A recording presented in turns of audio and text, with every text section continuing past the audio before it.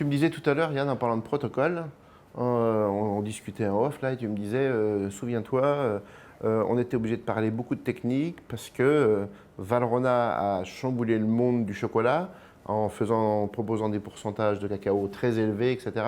Ça impliquait quoi en termes de pédagogie? Ce dont tu te souviens, ça implique quoi en termes de transmission au client? Bah voilà, en fait, moi, je me rappelle qu'on avait l'habitude de dire que, en fait, avec Valrhona, il fallait devenir pilote, quelque part. On n'était plus des simples conducteurs de Karting. voilà, mais on devenait des experts. Il fallait devenir un peu expert, sans que ça devienne une usine à gaz ou quelque chose non, de très compliqué.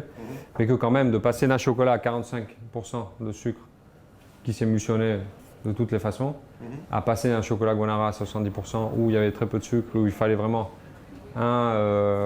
trouver la bonne méthode pour réussir à l'émulsionner, pour avoir la bonne texture à la fin. Donc ça, c'était le nouveau challenge des pâtissiers. De travailler avec des produits d'élite. Il fallait un peu désapprendre et être capable de penser autrement, c'est ça? On ne pouvait plus se contenter de mélanger comme avant. Voilà.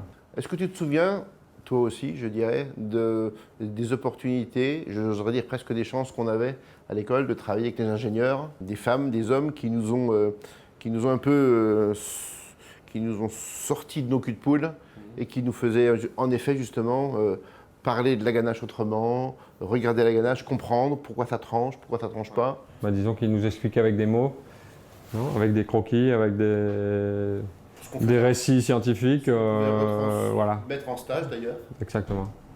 Donc on faisait une ganache ratée. Mais bon. On faisait bien à l'époque les ganaches ratées d'ailleurs. Ça on faisait très bien. Surtout toi. Oui, c'était ma spécialité.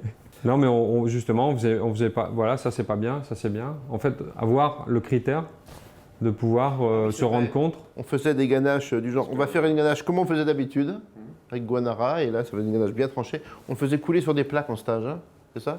Genre bien, pas bien. On faisait cristalliser une ganache mal émulsionnée, une ganache bien émulsionnée. Pour les faire déguster aussi. Voilà.